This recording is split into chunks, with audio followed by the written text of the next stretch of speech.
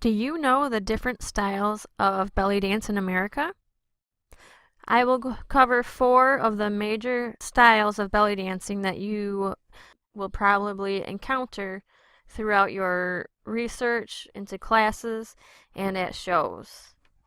One of those styles is tribal style, or often referred to as tribal fusion or American tribal fusion.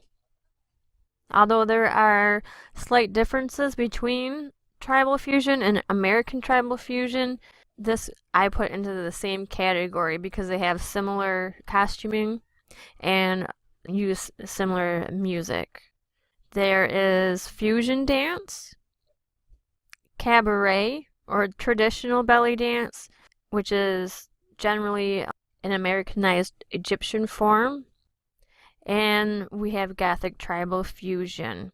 The reason why I'm going through each of these specifically is so that you have an idea and understanding of the different styles ahead of time.